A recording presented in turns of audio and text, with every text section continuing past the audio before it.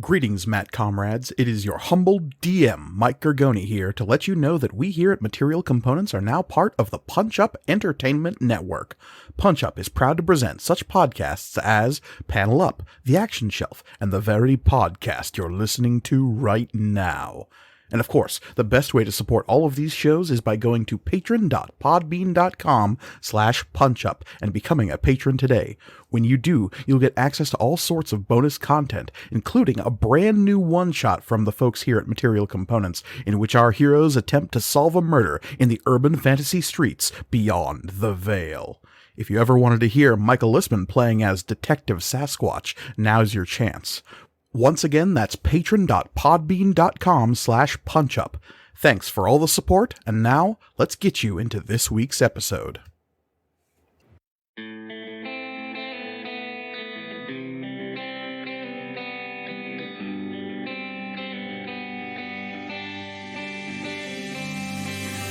Material Components, Season 2, Episode 64, Brodogontu Downtime.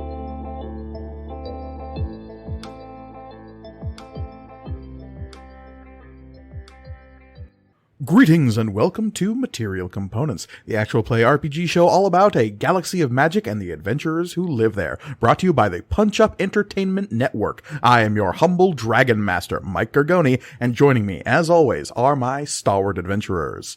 Hey, adventurers, thanks for being here. Oh, heck. You're welcome. Cheers. Hey, everybody. I am Olivia, and I will be playing Florian of Aklar. I'm Elliot, and I am playing Shay. I am Michael, and I am playing Oswald Octavian Theophilus III. And I'm Reed, and I'll be playing Amari. Indeed. Now, of course, before I begin today's session, I'd like to ask the same question I ask every time, and that is, Elliot, do you remember what happened last time? I do, indeed, Mike. So, after pulling off our incredibly great heist that did not go wrong in any way, shape, or form, we are back on our ship, the Tiresian, and with all the emergency services being scrambled, there was also a military presence that was, part of that. Yeah. And so we kind of had an option. We was like on the cusp of not being able to do anything about leaving. So we could either try to go skyward or go down into the sea, which is the option we took. And luckily we didn't explode or anything. Mm-hmm. To avoid detection, because it is admittedly very hard to detect etheric signatures of specific things in the ocean. There is some interference there. Because everything is magical, it's hard to pick up on this specific. Yeah, exactly. So while we're down there,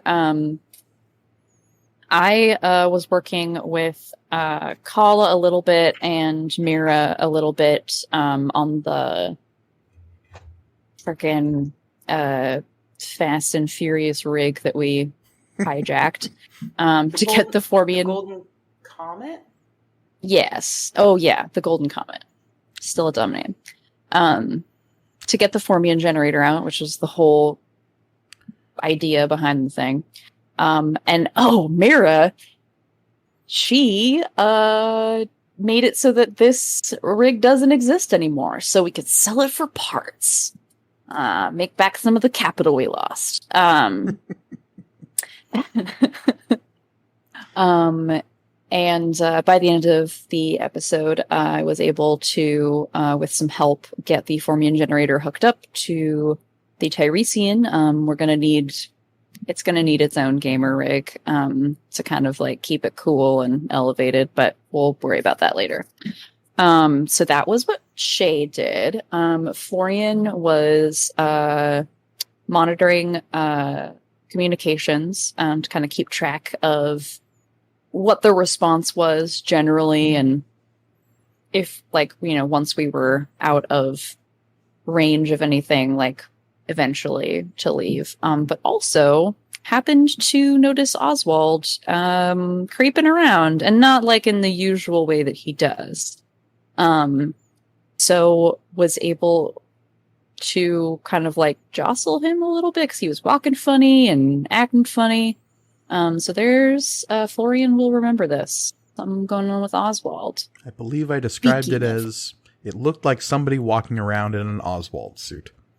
Yes. Hate that. Speaking of Oswald Octavian Theophilus III, he tried to upload some things to the archive successfully this time, but unfortunately it seems that with that upload and maybe prior successful uploads, something else popped in to his body and would take a look around at stuff. And it's a little concerning. Mm-hmm. So don't know what he's gonna do about that. Yeah. And Amari, aside from piloting the Tiresian, got some messages from the Leon, apparently matriarch that we had met playing Queen's Court at the Five Flames, Talihania, to resolve Oswald's gambit from the hotel. She wants Amari to meet her on a planet called Nearend. Don't know if we're gonna do that. It seems like he's on the fence. He also had some very heartfelt and emotionally engaging messages with his wife. Not taken aback. That's how we're describing that? Yep. Some pretty heavy embellishment going on there. We don't know how Leon It's super interpersonal- ethnocentric right now. like Leon interpersonal communication could be as awkward and stilted as Amari's was and still be considered heartfelt. We don't know. Mm-hmm. That's true. Weirdly similar yeah. to hobgoblins and Yeah, it's so Valley. odd how that happened. Yeah. That's strange. It's getting oddly warm in here for recording in separate places. Weird. I feel personally attacked by it. How strange. Mm-hmm. Not personally attacking Reed. That's not strange at all. Yeah. No, It's no. Part of the course. Part of the course. Yeah. But you feeling any way about it is odd. But that was our episode. It did end on a bit of a freaky note, but not with any of us. This was millions of light years away or something. And I'm sure that that's never gonna come back to bite us in the butt. When have I ever dramatically ended an episode with a cut scene, and has it ever come back to bite anybody in the butts? Ever. I can't think of a one time. No. Except for literally every time I've mentioned Phineas Feinbrook. But other than that, Other than that. Yeah. But this isn't a Phineas Feinbrook situation. No. We know that for sure. yeah, We you- know that for sure. absolutely Yeah. 100%. It's Mhm. just someone who wants access to an archive and is doing whatever it takes to get it. It's fine. Well, look, there are mysteries to be solved, that is for sure. And that is part of why we are here, of course, because as the Tiresian has now made it out into space, away from the planet of Seawell, you now have a decision in front of you about where you're headed next. Obviously, getting out of this system fairly immediately is the direct course of action, but exactly where you're headed, the Tiresian can't make huge jumps, so you've got basically the decision right now is populated or unpopulated system in your local vicinity. And seeing as Amari is at the helm, he has final arbitration where that's concerned for your first jump out and away from Seawell. True. I guess over like comms, Amari's just gonna be like, anyone got any choices where to go first, or are we just heading out? Nope. Okay. I mean, again, like I said, this Formian generator isn't going to melt through the hull anytime soon, but it would be good to get something set up for it. So I vote for populated area. Okay. Radio silence from Oswald. Thank you for your input, Oswald. Always appreciated. I And have no Florian, preference. Yeah. This is normal. Anytime we ask where do you want to go for dinner? Where do you want to go for dinner? And Shay's like, oh, I would love to go get this, and the other two just never say anything. The intercom is mostly for Amari and Shay to communicate. Oh God, Florian is me. Can't make a decision on where to eat dinner or where to go next. Okay. Some sort of I don't know if highly populated system, or at least, not Akalar level of population. Maybe something a little bit more than that. So you're looking for some kind of like mid-range outpost kind of a world. Okay. Recon? Yeah, absolutely. There is something in that range within close proximity, what would be called an outer kingdom. These are independent planets that kind of govern themselves, aren't a part of a bigger body, and kind of just stick to themselves so long as none of the bigger governments try to get involved. So the closest one on your horizons would be a small, what's called an ag world. It's a world that's primarily devoted to agriculture, called Brodogontu. Brodogontu. Mm-hmm. Brodogantu. Cool planet. Love it. Now, Niren, would that be like on the way towards that at all? Niren would be several jumps away from where your current position is. You are in the southern reach currently, which the galaxy is kind of divided into 4 big reaches. The southern reach is the least populated of the bunch, but it still has some big landmarks, including the ogre homeworld of Gabor, which you are relatively close to. Mm-hmm. Niren is a little bit more towards the eastern reach, kind of moving counterclockwise in the galactic circumference. Okay. Do we know which way we're meant to be headed to get to the Archproctor? Nope. Okay. I feel like there was something mentioned about Gabor at some point. Yes, that was for me. That was a lawyer hired from a law firm hired from Gabor. One of the best in Dragon's Wake was from Gabor. Yeah, that is also the last place the Storm's Repose was headed. Mm. Okay, groovy.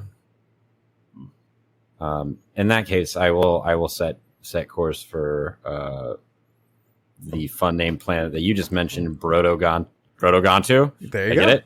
Yeah. Got one and done. Let's go. It's going to be a good session, y'all. Oh my god, is this the first time in any tabletop RPG podcast that the DM has said something and then the player said it immediately correctly right after? You may be Probably. blazing a new trail here, people. Oh, wow.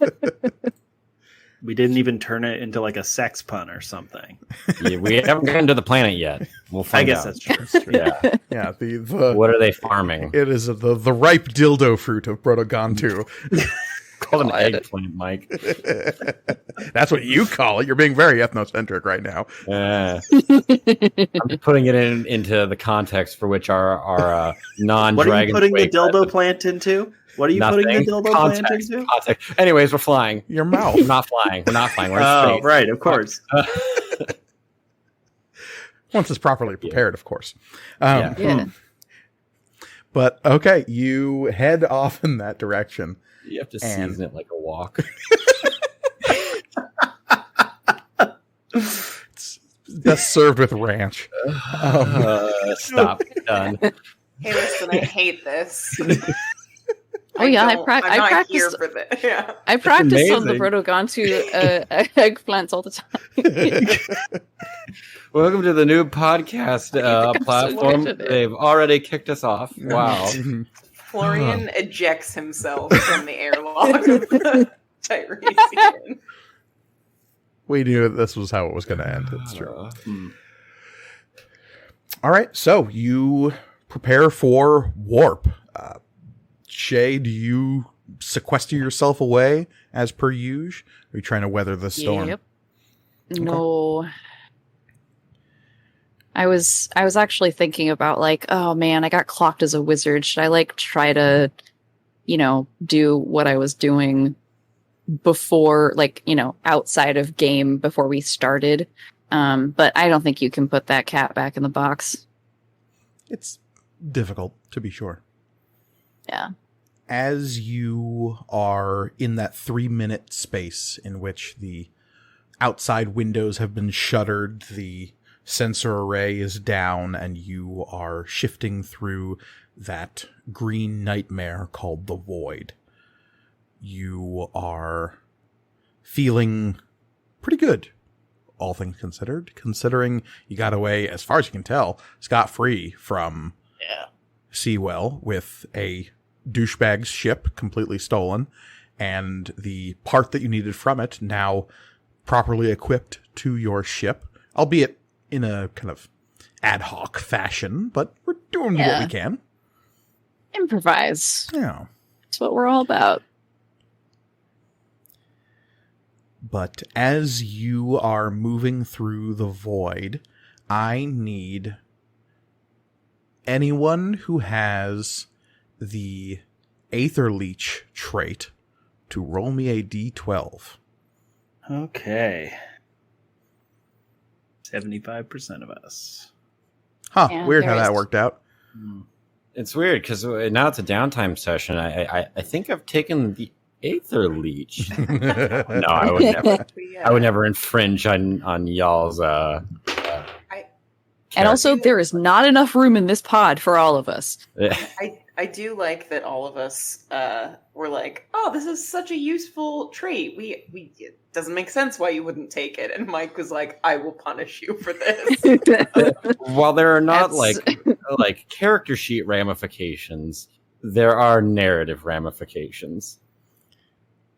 The ability to drain Aether from a thing does not come unbidden to a character. 4 for Oswald. Okay. Game testing. Baby. Oswald got a Roll 4. my What did space Florian dice. got? 12. Oh. 7. Very nice. Spicy. Ooh. Interesting. Florian gets a pony. He just has one when we come out of It's now a potted plant. Florian, where are you on the Tiresian? That's so good. I already had that in mind. Florian is going to start like looking through the Golden Comet.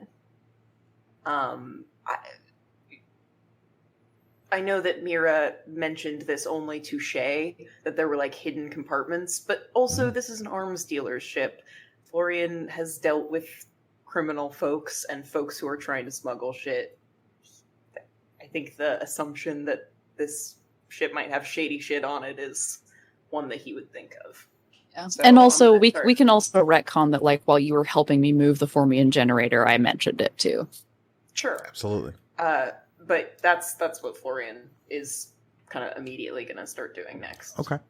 So you're still there while the warp is happening, and you can all intrinsically feel that lurch just behind your navel, that pulling sensation as the ship enters the void.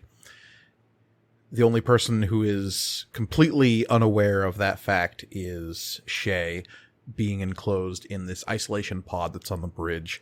You feel this delicious absence of complete and total sensory deprivation, and there's this long, heavy sigh that comes out of you as you just like, you never quite realize just how much your wizardly etheric senses is bombarding you with information constantly until it's not. Yeah. It's like being in New York City and then suddenly the noise turns off. It's just, oh, wow, this is what quiet feels like. Yeah. Oswald, you're still in your chambers contemplating the ramifications of what just happened. Yeah. Amari sitting at the helm, silently watching the clock, 3 minutes ticking down, when you know that the Tiresian will be spat out of this green, weird demi-plane. You know from terrifying experience that there is far more danger in space travel than most people realize. That the hard fact is that there are plenty of ships that just vanish when they warp. People don't talk about it much. People don't like talking about it much.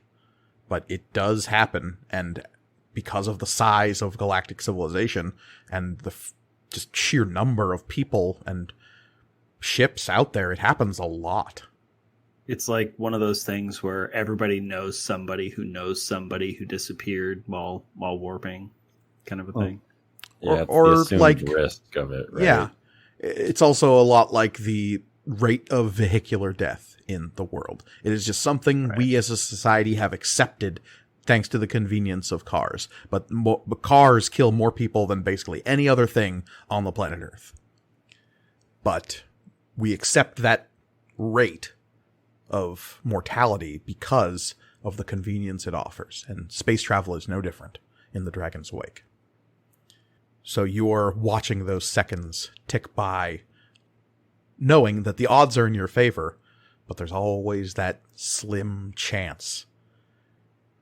There's so many things that can go wrong in space. Florian, you feel that initial lurch behind your navel as the Tiresian transitions into the void. And you blink, and you were at the Golden Comet, kind of checking towards those hidden compartments, but now you find yourself stopped, your hand hovering above the seal controls for the cargo bay doors. And you blink several times, and you see these dark green veins pulsing along your arm. And there's a voice that's whispering, "Open it, come outside, we need to see you, Florian. Florian. Mm-mm. And you pull your hand away, and you blink some more times, and then the veins are gone, and the voices are quiet, and there's this lurching sensation behind your navel, and you're back in normal space. Nope. Is the warp over? Yeah. Okay. Florian just immediately goes to the isolation pod and just knocks on it really gently. Just opens up. Freak. Yeah. Like Grandpa Munster. Just. Florian's just gonna stick his head kind of into it and see how much space there is inside of it. What are you Is there doing? enough space? Is there enough space for 2 people in there? There's barely enough space for one Florian in there. I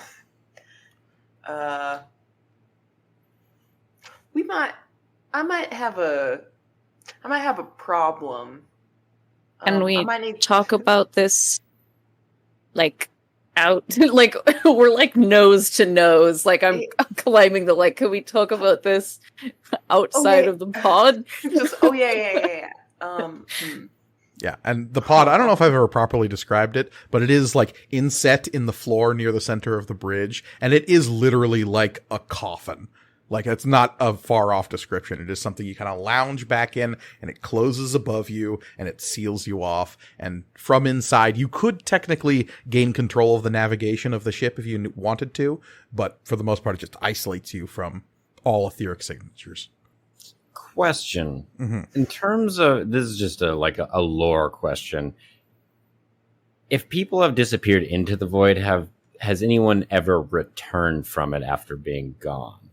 Yes, and they were all crazy. We saw those people who came back from they landed on the Storm's Repose, and they had been the seals had been torn off. Right. Is that everyone? Always? Sometimes it's just a single person who opens the wrong window at the wrong time. Sometimes it's a whole ship full of people that come caterwauling out of the void, and it is a asylum ship at that point. Okay. It can range. Sometimes the green gets in. Gross. Doesn't happen a lot, but it happens enough. So, Florian, what's going on? You've done a lot of like space traveling, right? Like before you were Yeah. in the Storm's Repose. Yeah, I jumped around a lot. Do you know what the symptoms for going void mad are? Yeah. I mean, I had to be especially careful with it because of, the whole The wizard thing. Yeah. So hypothetically, so Sure. This is happening on the bridge, right? This yeah. is just happening Yeah. to my left. I'm doing the eyes shifting between Amari and Florian. And Florian is kind of like not looking at Shay. It's just kind of like maybe pacing a little bit back and forth, just like, yeah, all right. I did not mean to do. Didn't mean for that to happen, but okay. So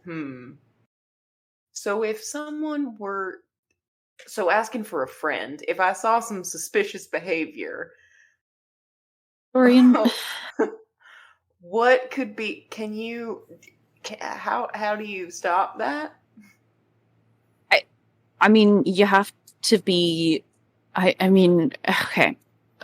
So the thing is, there's always a chance, even if all the precautions are taken. I mean, sometimes if you're in space long enough, you just go space crazy. It just happens. But you haven't done a ton of space traveling, right? No. Oh, sorry. Your friend. Yeah, well, it's Oswald. I'm worried about Oswald. Listen, that actually could be, that is believable a little bit. Did I do good? I'm still incredibly suspicious about this conversation, but honestly, that tracks a little bit. Cut to Oswald in his room, just drinking, just a 12 Loco with a can rattling in his hand. Yeah. God, we're all so fucked up. Yeah. But the way to stop it is you don't travel in space anymore, or I mean, the isolation pods can help, but there's usually not more than one on a ship, because the one on the ship is also used for navigation, which we don't really need on this one. But I can't suppress all this stuff like I used to be able to, so it's just really, really hard to be outside during the jumps. So what if you just tied someone up, just tied them to a little chair, like a werewolf? Are werewolves a thing? Point of order. Or is that an Akalar thing? And I'm just like, what the fuck is a werewolf? There are plenty of legends out there of people being transformed into monsters by weird gods tech, but which is weird because there are already dog people who are kind of, and the dog people do get friskier on a full moon, but depends on where they are, you know. What if the planet has 2 moons? What then? Oh my god, it's rough so stuff. many questions. Double frisky. Rough stuff. And does that happen? Can you be restrained during jumps? Is that a thing that people usually if it comes to that, I'm sure that people just get discharged from whatever position they're probably in. Plenty of MetaNet stories of flight attendants who have had to strap somebody down mid-flight because, well, we're in the middle of a long series of jumps and we're not going to get to populated space for a while, and this person went void mad. Handle. Yeah. That's, those stories are totally out there. Longer than you think, Dad. Okay. Yeah, I mean, again, okay, Florian, this conversation is ramping up in... What if this person was very strong and could get through most restraints? Like Oswald. So it's not Oswald, then. Can we just... he's Florian, what happened? Florian, just tell me what happened. And again, Amari, you're just sitting 5 feet to the left this whole time. I think this is probably a common occurrence with Amari, where like the rest of Oracle Zero and maybe like other people as well will like regularly come in and have conversations and just like he doesn't speak, he's a fairly quiet kind of guy, and so people just say things in front of him because they forget that he's there. Only the people who get to know him. Other than that, they're very impressed by his record as a war hero. Oh, right, because he is a war hero. He is a war hero. I forget that all the time. Which honestly so has been nothing but a negative, honestly. It has. Exactly. It's done me no good. Yeah, well, okay. So, listen. On the Storm's Repose, there was, like, some iffy behavior, and it just seems to have increased. Okay. Like hallucinations, like, hey, Mira. And Mara will... Yes. Hello, Florian. Was I doing anything weird? No, it doesn't work, because he won't get that I'm being... Yeah, it's like... This was a dumb bit anyway. Yeah, it was pretty bad. I'd rate it a 2 out of 10. Were you doing anything weird? That is difficult for me to say. Okay, that's fair. Were you aware of any movement from Florian during the jump? It appeared as though Florian was moving towards the aft docking bay doors. I'm not sure for what purpose. Did I say anything? Was I, No. Okay, that's good. Would you like me to monitor Florian's movements from here on out? To determine a baseline so that I might better identify what is weird. That, I don't love that, but that might be helpful. Hey, Mira, okay. And also just like, hey, Mira, if we're in warp and I attempt to, or anyone on the ship, honestly, attempts to unlock any bay doors or open any airlocks, can you just not do that? Just like... Yeah, that was going to be my next thing, is like, let's... No manual overrides from any of us during warp for the opening of any doors. You want me to interface with the ship's system so that I have direct control over certain aspects of the ship? Were you not already doing that? No. My domain was set up within the ship's systems, but I have not yet rendered any sort of control, no. Well, then, yeah, go for it. Like, that sort of stuff. This is going to be so bad. Hey, Amari, if you have any problems with this, maybe speak up. I'm waiting for a moment. Door control, like bay door control, keeping gravity functional, life support, stuff like that. Yeah. That's just for you, Reed. Yeah, that's good. Yeah.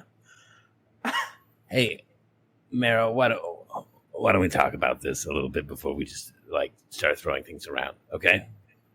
Well, I just mean, like, if I'm going to be a danger to anyone on the ship. Also, holy crap. Hi, Amari. Didn't see you there. Was a little... I mean, someone has to pilot, so, Yeah. Do you need some downtime? Okay. I do. Well, thankfully you've just warped, and it'll be a few hours before you can do it again. You are currently on a trajectory towards the ag world of Brodogontu. Is your intention to land there? As far as an ag world, is it controlled by any specific like corporation, or is it under like the entry you have on this in your space atlas, essentially your Ford Motor Guide map of the local systems. Oh, see, I was using the All Planets hiking guide. Okay. Yeah. Brodogontu is what's called an outer kingdom. It is just a single world that usually has its own diverse set of government functions, and it is still an entire planet. So it's not like could have a very relatively high population, but compared to Imperial space or some of the larger Dominion worlds, it is an out of the way podunk. It seems as though this world makes its salt by trading agricultural and food products with the Freeholds Coalition. Okay. It is relatively low population. It seems as though it is made up of a bunch of family-owned farms that are scattered about a fairly large continent on the northern hemisphere of the planet, and there are a couple of icy continents, and other than that, it is mostly ocean, and they make a lot of business fishing. Nice. So when I say ag world, it's not just like wheat or soy or whatever. They can also they produce food, basically. Well, our reason for coming to a more populated place out of character was that Shay wanted to have some time to like rig the Formian generator into the ship. Right. We could potentially do that without docking, maybe, but it would be tough, I assume. Yeah. Tougher than, just going into a city and being like, hey, is there a mechanic here? And there is at least one extremely large population center on Brodogontu that is like a city of a few million people. It's got a spaceport. It's not like it's completely isolated someplace like Akalar. Like you could absolutely find resources here if you needed to. I mean, how shady is it to be like, oh, we fly into a planet and park in the middle of nowhere and then make our way into town, right? To avoid suspicion based on like the fact that they can see stuff on scanners. Like, why didn't they just go into the parking garage? That's weird. But honestly, yeah, like that is weird. It would be less weird to just park in a city of, like Mike just said, a few million people. Yes. And just be like, we are space tourists or whatever. And also, like, oh wait, I was talking in Shay's voice. And also, like, we have the Formian generator, and it like masks it makes a fake etheric signature for us. So I think we'd be fine to park in a parking garage. Right. That's what I'm the saying. main reason we got it. Yeah. Travel unbidden. Okay. So that's the plan? Yeah. Sounds good to me. Yeah. Okay. I'd do a barrel roll. Just because. Ah! We're in space. Gravity's fine. Oh, right. It does nothing. We're just like, Yeah. Florian downloads a audiobook called "So You Think You're Going Space Mad." You vector towards the largest city on the planet, which is called Coglos. It is like I said, few million people population. It is mostly there to service the shipping of this planet. Which is, so seeing a transport ship like yours coming into the planetary system, very not weird. You get the usual rigmarole as you enter the system's proximity especially once you start vectoring towards the planet. You get some kind of air traffic control being like, name your ship. Could you please submit your ship details? You can do all that very easily. Tiresian is a logged ship. You have an association with a large galactic organization in the Coal Foundation that makes you well known. And yeah, you can get cleared for landing very easily. The one question that might trip you up a little bit, unless you have a good answer ready to go in the back pocket, is your business on Brodogontu. Resupply? Yeah, I mean, we're just coming in, like, we're coming in to go to a mechanic. Like, yeah. I think that's probably... And lunch. They absolutely accept that answer. Hell, they'd probably accept lunch. They should, because it's a great answer. You get directed towards the berths near the southern side of the city. You see that this is a coastal town that is built around an immense shipping yard, essentially, where tons and tons of shipping containers are being resupplied, restocked, loaded onto larger transport ships. Those ships are taking off. This place is pretty busy. And you're coming in here roughly midday, which feels super weird because the planet you just left, it was the middle of the night. Yeah. So a little Wicked bit of jet lag. space disorientation, yeah. Time means nothing. That's true. Mm-hmm. But yeah, you land in one of the smaller berths. It is afforded to mid-sized ships like yours, and there would be a local dockside, basically mechanic here if you needed direct help. Yeah. I mean, I don't think, like, I think I just need the parts. Like, I can probably get it together, like, get it set up myself. I just need, like, the stuff. But that's where you'd get the stuff, like Exactly, yeah. like a auto. Yeah, it's basically like Napa Auto Parts kind of situation. A lot bigger to service spaceships, but I assume we can sell parts there too, if you wanted to. Though it's we more don't need to offload this just yet. Yeah, I haven't. I mean, it's kind of in shambles right now. Like, I literally just like scrabbled through the ship to get to the Formian generator, and I haven't cleaned anything up or like actually examined anything yet. Place like this is maybe a little bit more official than you would want for selling the pieces of a ship you stole. Yeah, there's no record. You know, you can't walk into a fucking auto zone with a hey, just a random engine. I found this catalytic converter. Would you please buy it? Just lying on the side of the road. Also, these copper wires don't worry about it. How much do you give per ounce of palladium? Ain't nothing bad ever happened to these fuses. Yeah. So. Fair enough. Yes, they would, but they might raise an eyebrow or two. Sure. I'm not about whole ship's worth of parts. Yeah. Well, no, here's what we do. We sell them a few parts. We go a couple miles down the road, sell more to that store, and you just got to spread it out. Yeah, like dumping a body in different trash cans around the city.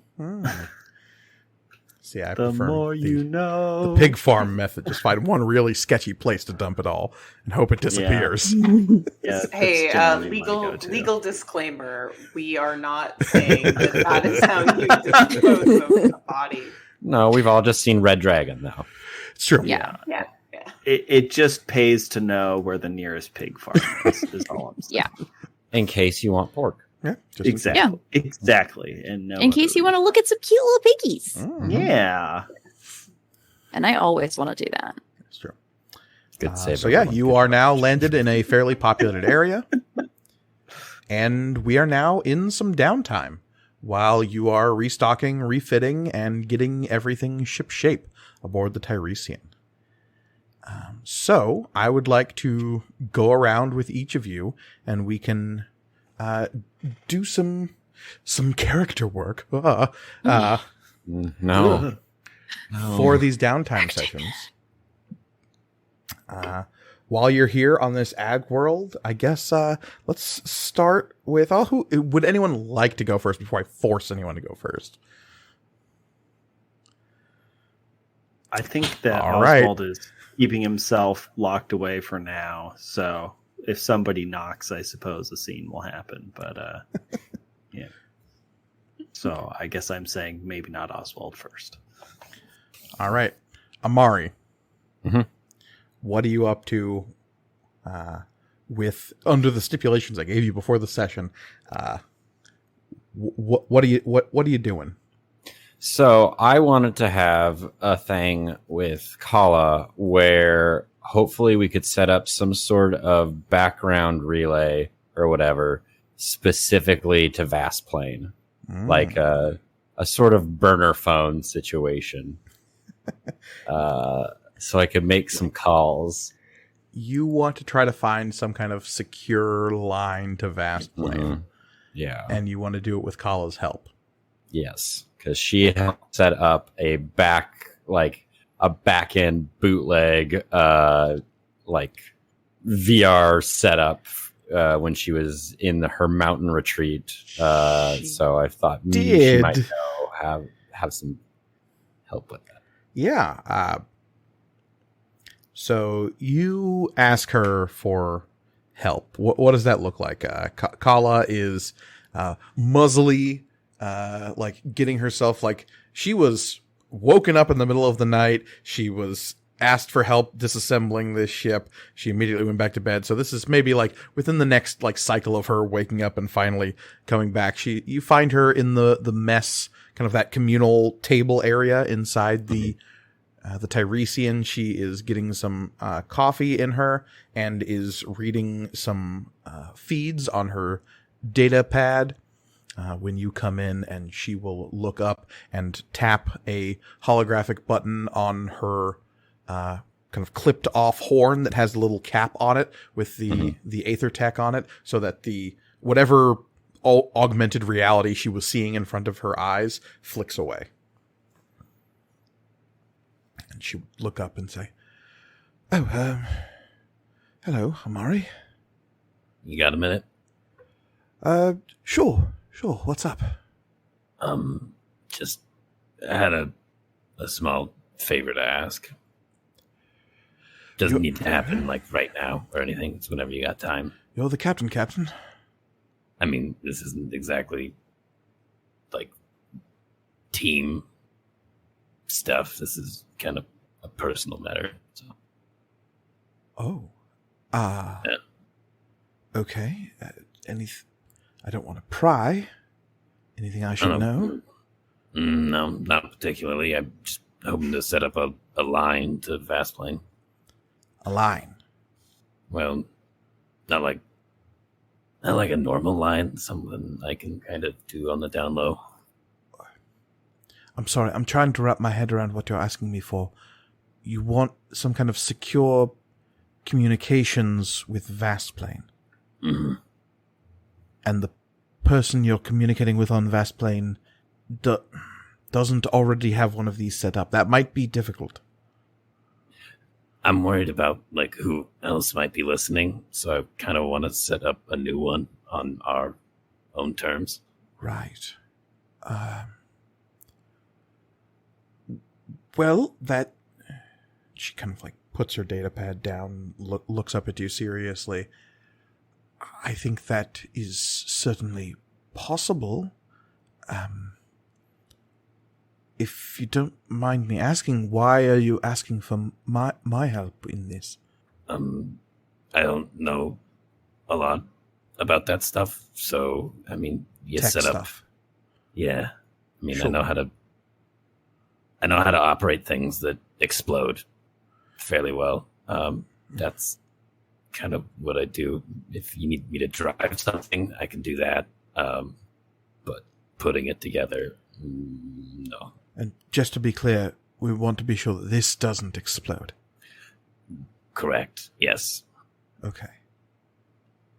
Just making sure. Mm-hmm.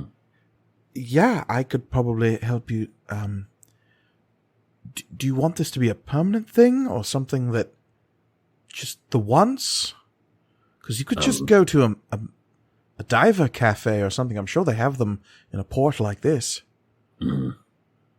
I'm kind of worried about being recognized a little bit. Right, because of the Yeah. war hero thing. Yeah. I've been meaning to ask about that. Mm. What? I'm sorry if this is rude. What exactly are you a hero for? I would say it's complicated. It's not particularly complicated. On the ground first. Got there before anyone else. Saved a bunch of people. I was just in charge. And so I am the face of at least that one thing. Right. Yeah, I was well... I mean, all of Asclipsis really was just well out of the war, so I didn't really... I basically didn't follow what was happening. I heard things, obviously, but didn't exactly. It was pretty much a bummer, really. Mm-hmm. Yeah, not exactly a good time. No. I'm sorry if this comes off as a little flippant. Being out here, it's obvious that it changed things, like big things. It just didn't feel that way on Asclipsis. Not until it was over, and there was no more board of directors. Yeah, things have changed in some ways for the better, some for the worse. But yeah. Well, I think we could probably figure something out for Vastplane. I don't know if you've spent much time in the communications bay over on the port side of the ship. Not particularly, no. Well, come here, I'll show you. And she stands up, collects her data pad, and strides over. And it's just down the hall and to the left, basically, is this. I've never seen this room before in my life. And I thought this was a janitor's closet. You go in, and it looks like it's a little upsetting to your soldier's eyes, because it's very clear that this used to be some kind of weapons battery that just got gutted, and then they threw a bunch of comm equipment in here. And you were vaguely aware that this was the case, but you hadn't seen it. But like you can see the outline of like where the weaponry would have been on this thing. Mm-hmm. Like there were shard launcher pods on the side of this vessel at some point that don't exist anymore. And so like you, with your experience, you can like see the outline of the thing that's not there anymore. Mm. And she will go over to this bank of consoles and go, the instruments on this ship are wild. I don't know where the Coal Foundation found this thing. It's definitely Imperial, or it was anyway. But I don't know who they are. I don't think it was the Coal Foundation, but I honestly don't know. Turn this thing into... Well, honestly, I don't know what you would use it for except for espionage. Yeah. And yeah, so we can get some really long-range communications on this thing. Like, wild amount of communications. I would hesitate to say that you could probably get some kind of interplanetary frequency on this thing, like just using this ship without any comm buoys whatsoever. Could probably talk to somebody on a moon from a planet. Okay, I can work with that. Now, getting a message to Vastplane specifically, not hard most of the time. Just use the MetNet, right? Right. And you're trying to not, which is more difficult. Mm-hmm. Now, I would say the most secure way would be to probably hire a courier, a metadiver who could just run it there for you. Mm-hmm. I don't know if you're willing to spend that sort of money. Honestly, Reed has no idea how much money we actually have. We have following access. We have access to about 10,000 jewels. Okay. And a courier would normally run like how much? A metanet courier of like significant high standards, and we're talking people who basically run through the internet carrying messages. Essentially. Cool. But they do like it internet. It's like the premium rush of the metanet. Kinda, yeah. Or like Mirror's Edge kind of a thing. And basically they're hired to make sure that those messages aren't tampered with by anything or anyone between you and where it's going. And that includes corporations, other metadivers, Fae, especially Fae. Okay. But it's costly because you're hiring somebody for a very premier service that is also very dangerous at times. So probably run you around 1,000 joules. Okay. I'll pause it. We currently have access to 10,000 joules. That is not how much money we have. Because I've got big returns coming once Brother Hune and I get back into contact. Interesting. Okay. Yeah. Okay. Other than hiring a courier, is there anything else that Kala suggests? If that's not something, if you don't want to price that out, the other thing I would say is trying to hijack is the wrong word, and it sends the wrong message, I think, but piggyback, I think, is better. Piggyback onto some kind of corporate signal. Those are generally very secure. I did it all the time in the Praxanet. Okay. Now, we just have to figure out what corporate signal might be able to get to the person you're trying to talk to. That's the tricky bit. Okay. Does Vasplane have any sort of interaction with any specific corporation? I mean, all of them. It's just all of them. Okay. It is a galactic capital. Vasplane is the Rosset hegemony is one of the largest governments left in the Eastern Reach. It is the point of contact with a ton of corporations at this point. Okay, I didn't know if they were like buddy with anyone, any specific one, but yeah. Not necessarily. No, it's not like it's not a. There are definitely corporations that spawned from Vasplane, but none of the big ones. Okay.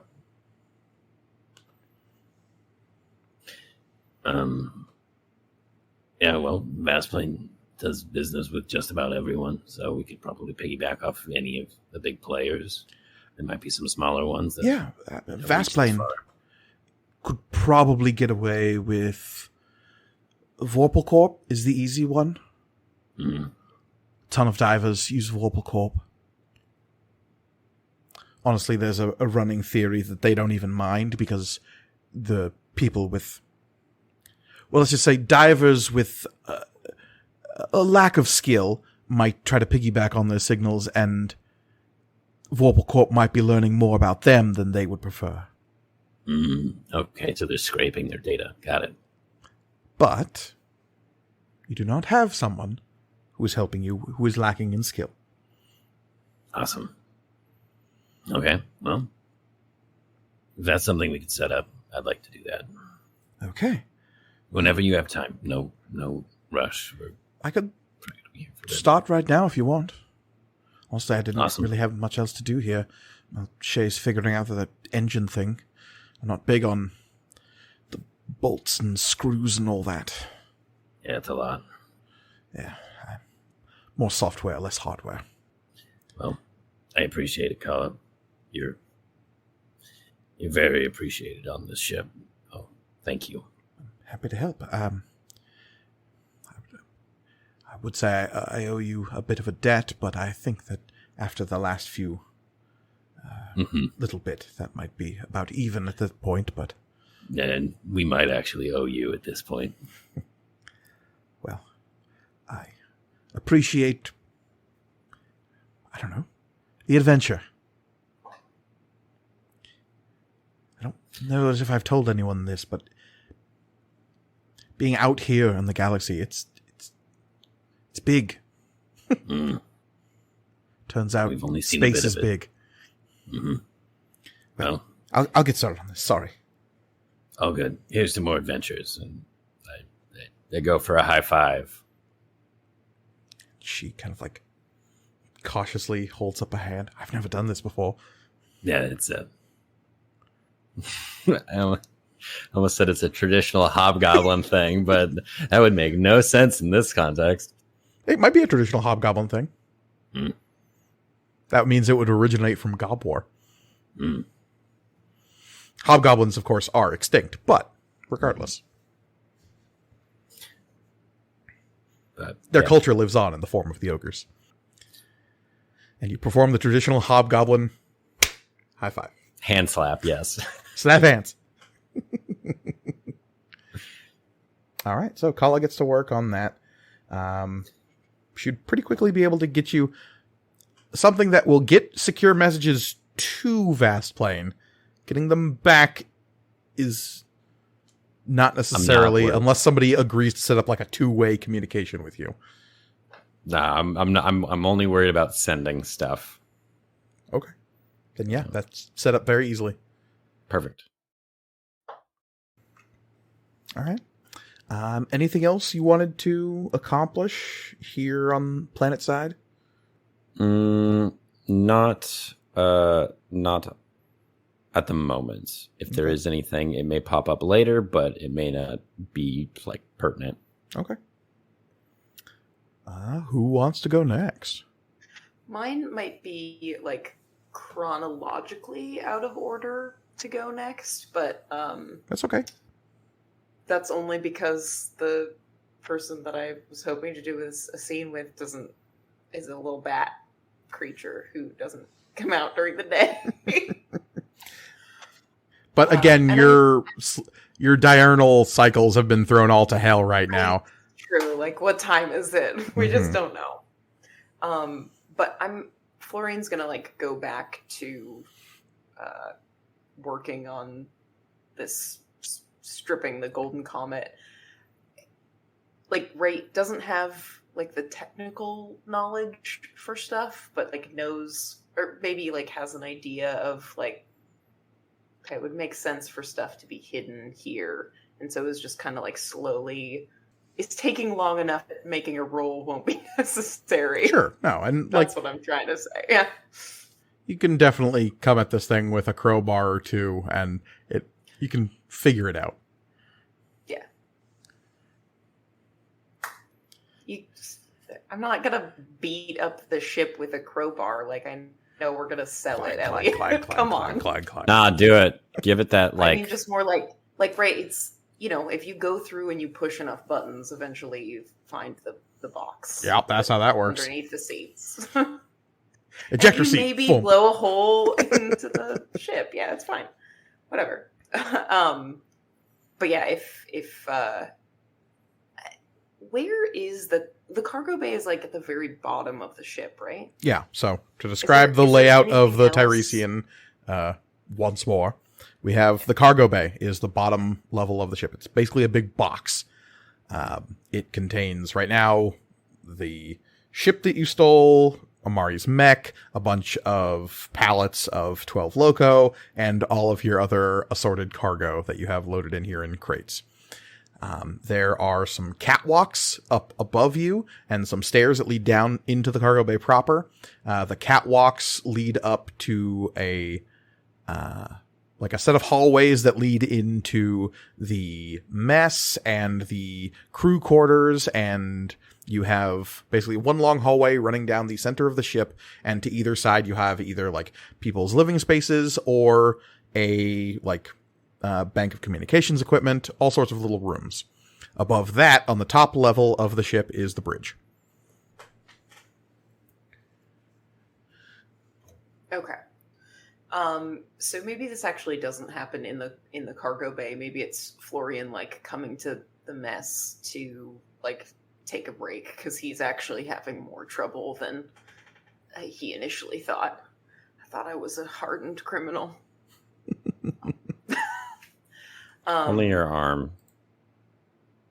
Yeah.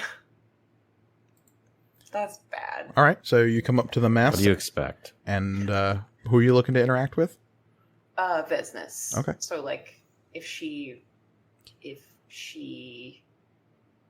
comes in at any point, he's just gonna kind of do a little. You saw Vesness Rosek, your Cogrish companion.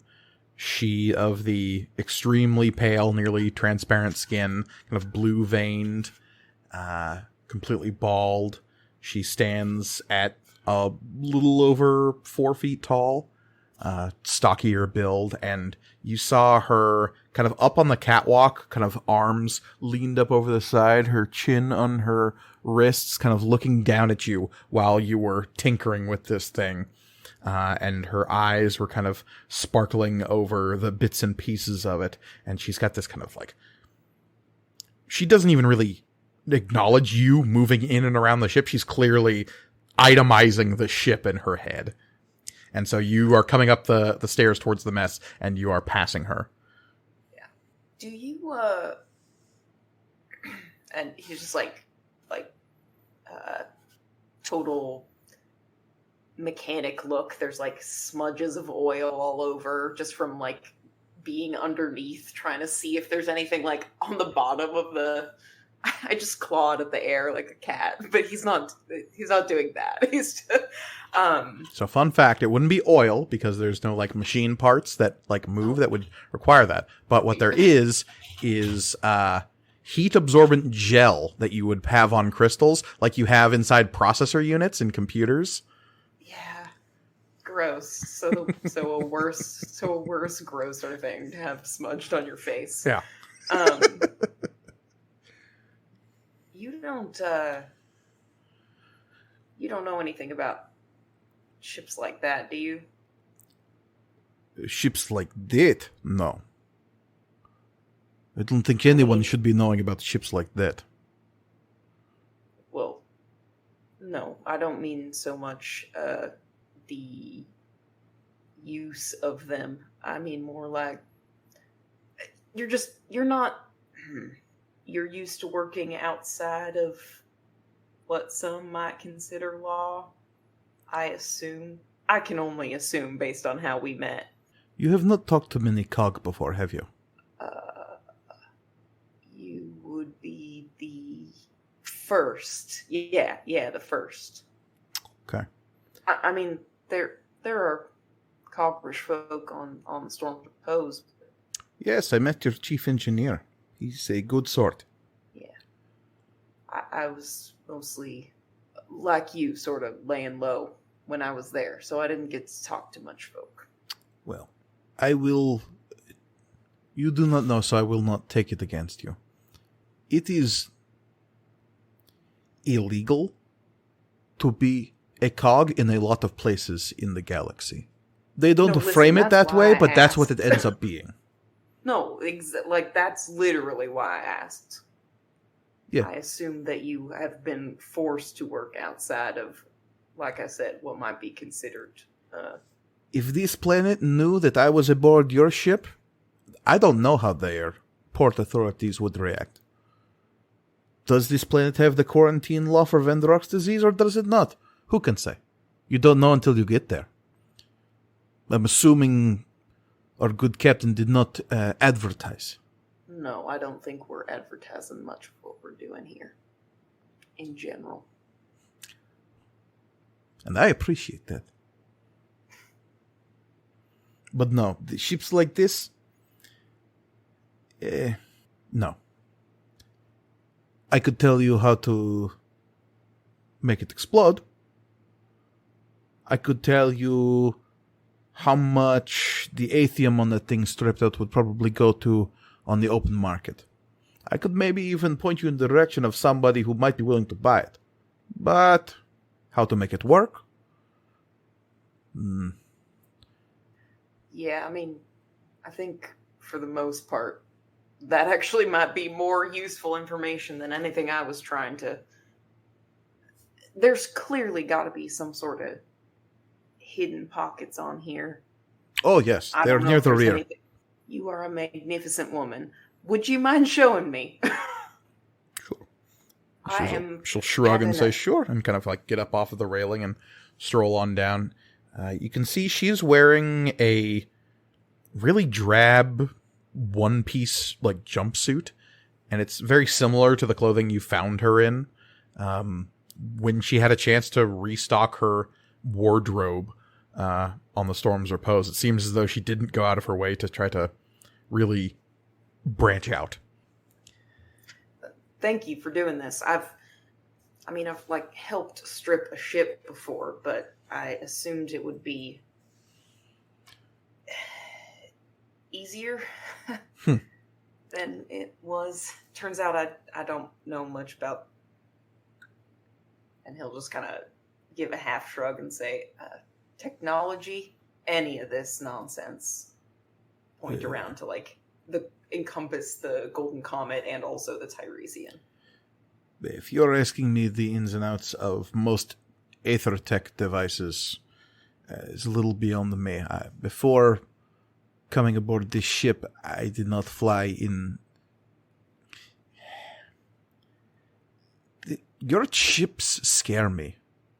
They're so fucking weird. Like, right? So many vulnerabilities. How do you not have redundant systems for all of these things? If the main power goes, everything goes. It's like literally terrifying. I hate space travel so much because of it. Well, wait, how does a Congress ship work? It doesn't just like what do you like redundancies. So there's She will it's lift not a just hand. all like electrically powered. Example. So she'll point at the Golden Comet. See those big red crystals in the back? They use those for thrust, yes?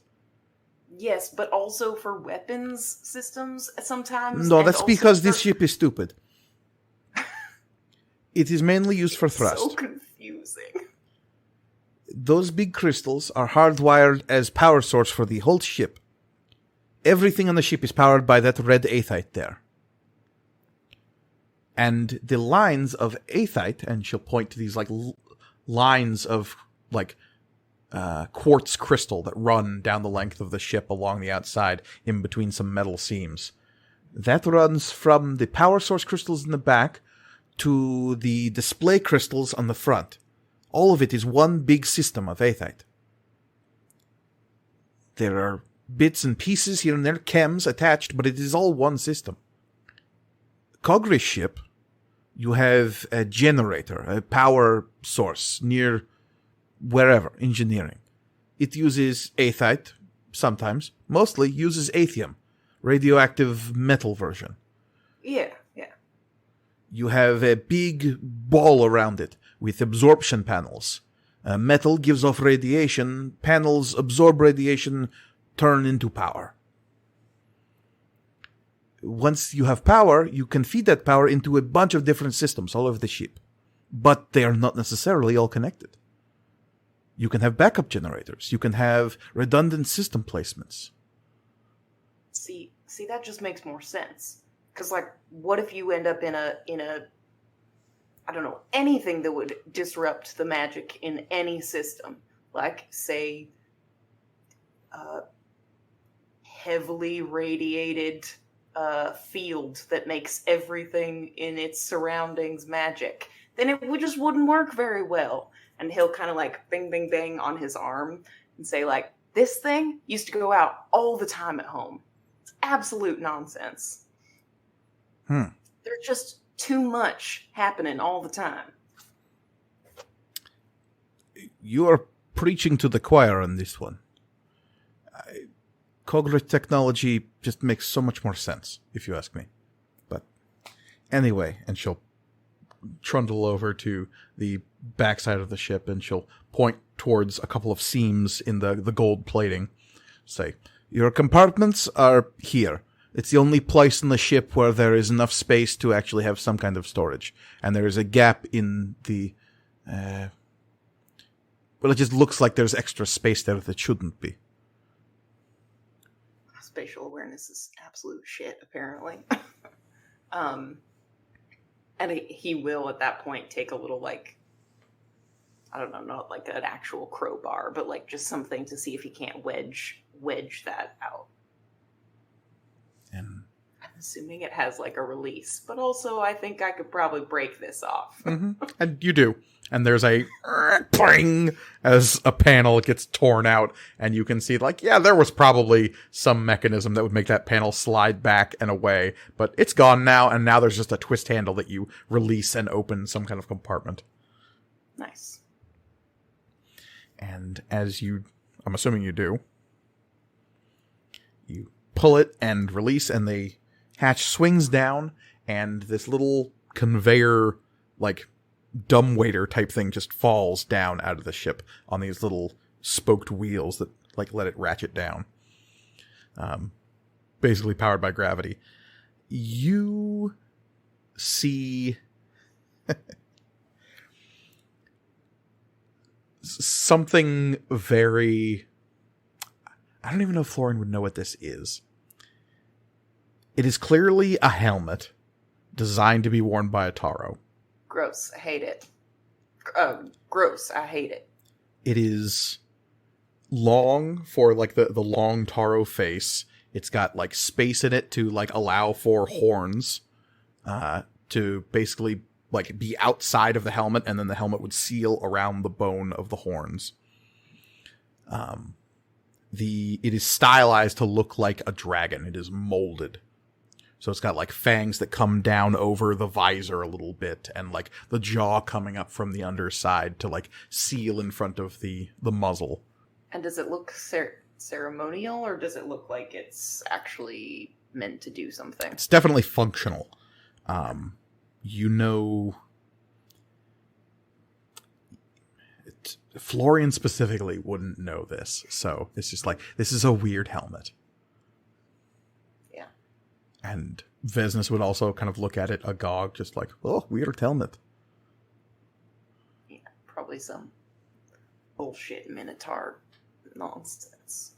Nope, they're not Minotaur, they're Toro. I keep doing that. Just remember, there was only ever one Minotaur. I know. Well... I mean, right now, maybe not so much, but there is as soon as the Minotaur is, like, correctly identified, then they have always been the Minotaur retroactively, and all the other false ones were just pretender Minotaurs. Yes, and will be killed as heretics, I'm sure. Isn't dogma fun? Yeah. Yeah, this is probably some Dominion nonsense. Well, I'm just going to take this and see if I can't figure out how to destroy it before anyone else sees this, so we are not tempted to sell it. Because, yeah.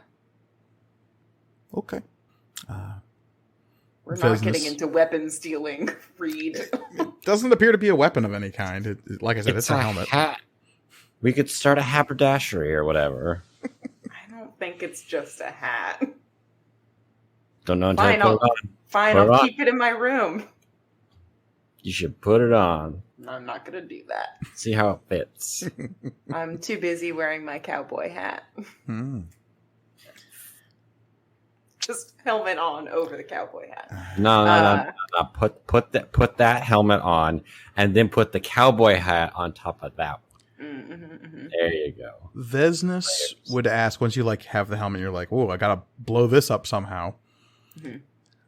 She would ask, if you don't mind me asking, what is the plan here?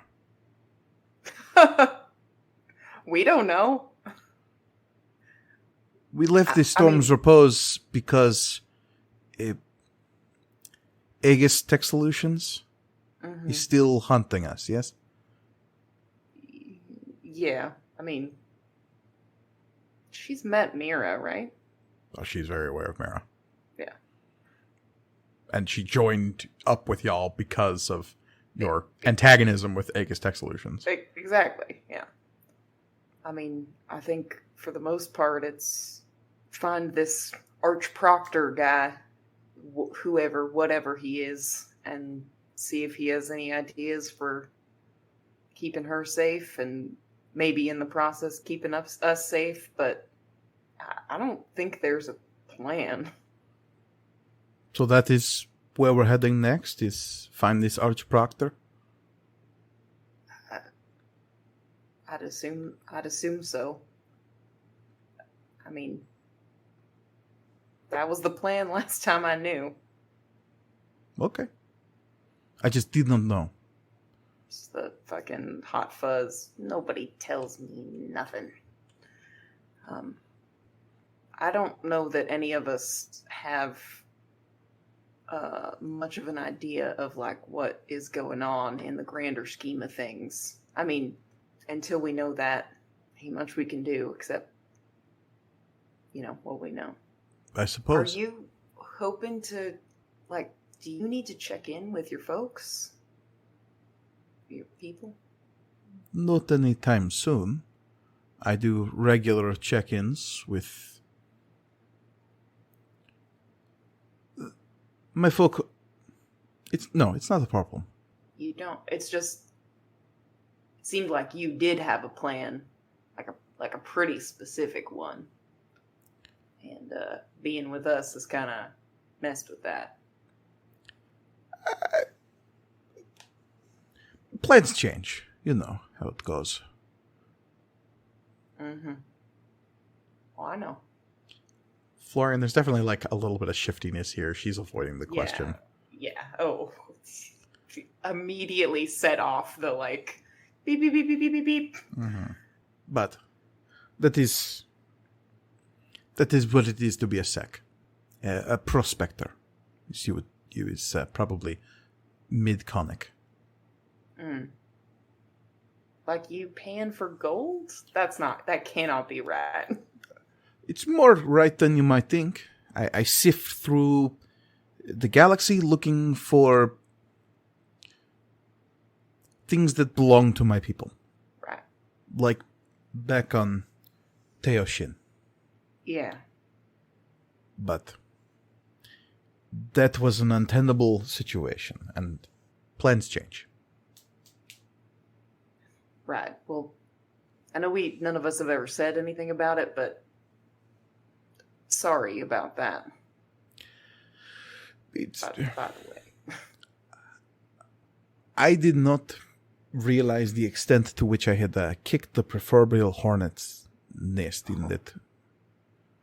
Oh yeah, it was like possibly the worst location to stumble upon. Yeah. And if not for the rest of you, I would very much be on a slab somewhere being cut open, I think. So, Yeah. Seeing as I owe you all my lives, here we are. Well, Yeah. if plans ever change and you need to forget it. For now, we go see the Archproctor, yes? Sure. Yeah. And then whatever happens after that. And then whatever happens after that. Excellent. In the meantime, do not run excess power through this ship. It will explode. Florian will just kind of like look at the ship and be like, oh shit. Yes. Very, very stupid ship. And yeah, sort that out. You have now yourself a nifty helmet of questionable origins. Yep. There is a second secret panel that you are made aware of. And opening that, you find a lot of rifles. Oh, yes, that was what I was looking for. Okay, cool. I'm gonna, read. Yeah. I'm gonna, catalog each of them and just kind of see what we have. You don't have to go over that. I mean, they're all the same, so it's easy. Insane. There are 16 what's called a repeater rifle. Okay. They are meant to shoot low-intensity etheric bolts a lot of times. How much ether is in each? 2. Okay. Cool. And they Got appear to guns. be... I didn't even need to steal them. Yeah, they appear to be old, Imperial-grade weapons. Okay. All right. Oswald, Shay. Lisbon, do you want to go last? I'm fine either way. Okay, I'll go.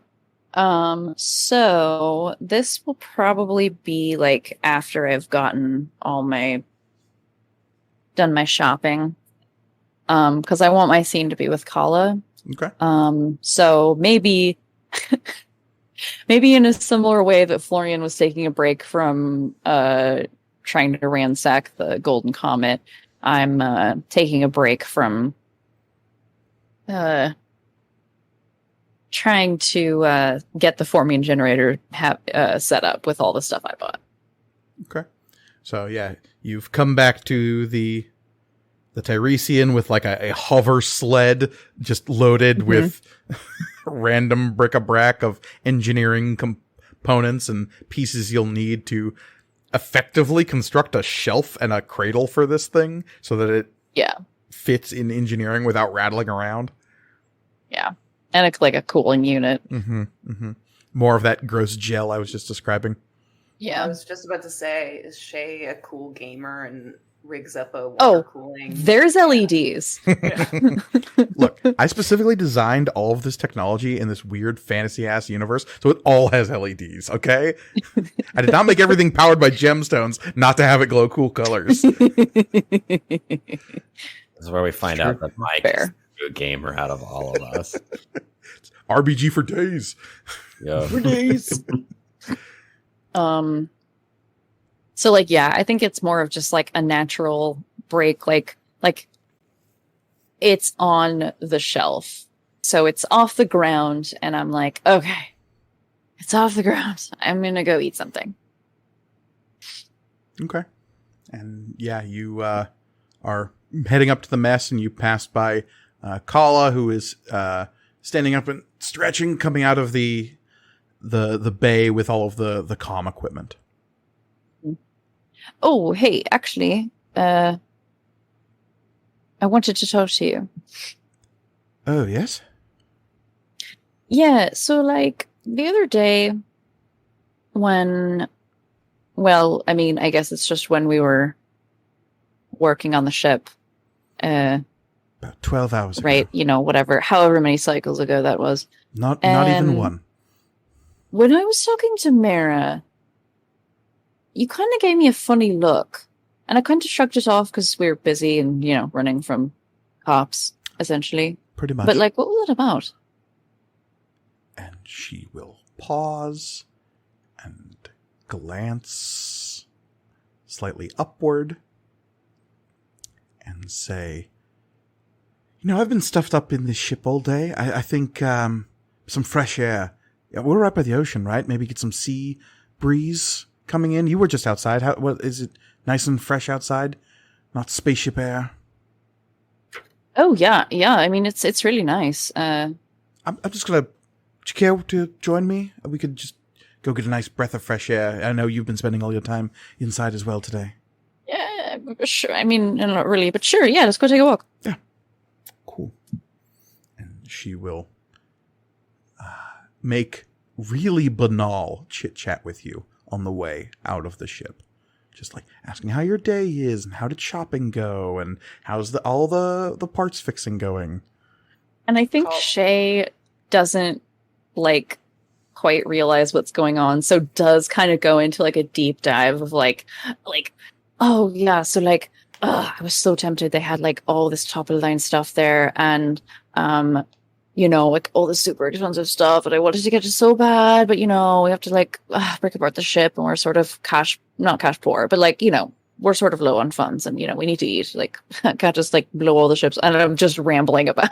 You spend about 2,000 joules, by the way. Yeah. So yeah, Olivia, you might want to write that down. That 2,000 more joules were spent in the construction of this housing for the forming generator. I do. Thank you.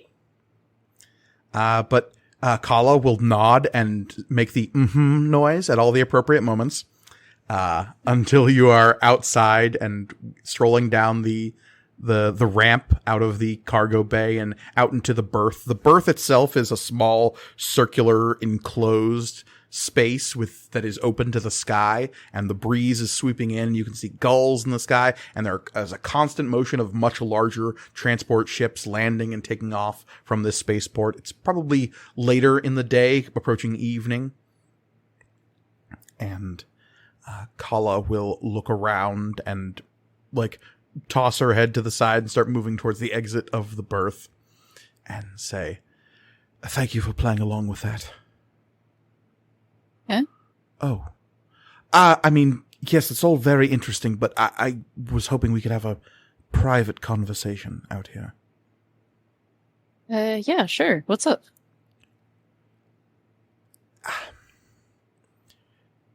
You seem very fond. Yes, fond of Mera. Yeah. Yes. I mean, she's... I know it's a complicated situation. Complicated? Incredibly complicated. I mean, what's a better synonym for it then? Deadly? Foolhardy. Incredibly dangerous. I'm stopping myself right now from saying stupid. Well, you didn't, but sure. I'm trying... You know how dangerous something like it is. Don't love that change in pronouns, but... Kala, it's... Giving Project Chimera pronouns is what worries me. I think that having her with us is less dangerous than her being in the hands of Aegis Tech Solutions. I don't disagree with that. And I'm not going to say that we've stopped some nefarious scheme, like they created her once, I'm sure they could do it again, but even though she was artificially created, she has personality. She has some sort of personhood that can be developed and shown. Well, I'm not going to say that we're all like the best role models or anything, I was about but to say, I'm waiting for this to sound better. Listen, you weren't there. It was... Listen back to the episode and you will hear how much of a fuckery that was being in there. No. I am absolutely not saying that Mera is not better off with us than with them. Lord knows I have my own gripes about anything the corporations like Aegis Tech might do with something like Mera. But if she is what we think she is, because let's just say it, it looks like they were trying to create a she. Not just a she, like the she. Like she's a lady or a queen?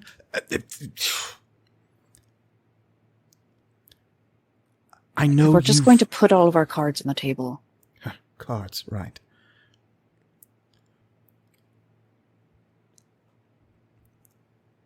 You remember how we met, right?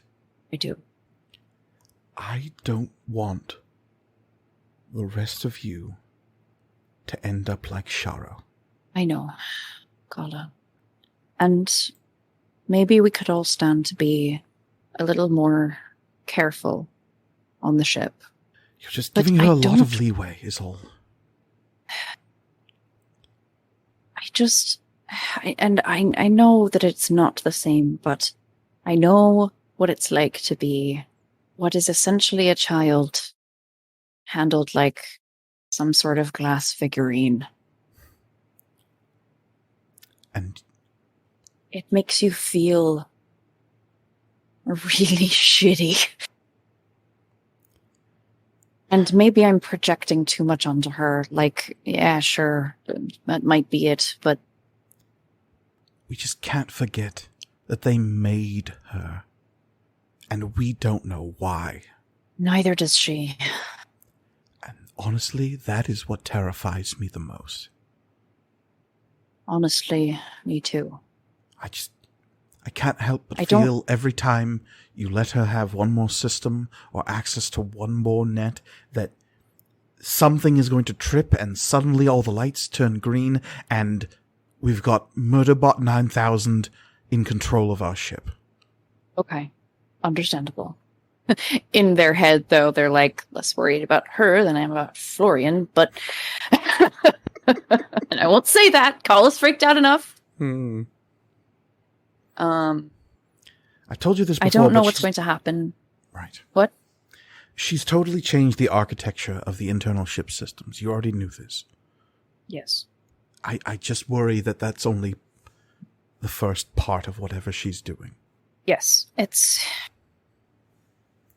I would like to investigate.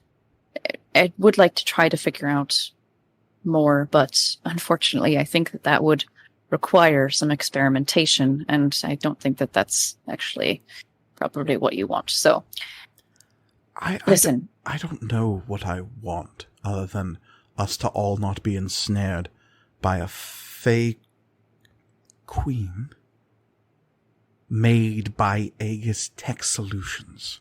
Look, I don't know what's going to happen after we see the Archproctor and sort of give the rundown about all of this and introduce her. Oh, that's the plan. But maybe whatever the Archproctor does and is, they'll be able to take care of her better than we could. I just don't want to put her... I don't know, maybe I'm ensnared. I just don't want to put her in a situation where... I mean, you see it all the time in, like, movies and shit, where, like, they tell the AI creature that it's dangerous, and then the AI, or the creature or the AI is like, oh, I'm dangerous, then I'm going to lash out. And I know that real life isn't movies, but, you know, it's a cyclical thing you draw from culture, and the culture is represented in the media, and then it affects the culture. You know what I mean? Shay, if we're bringing hollows into this, then I don't know where this argument ends. I don't want us to be the thing that makes her dangerous. Does that make sense? And I would simply counter with her being her makes her dangerous. I think we can do the best we can.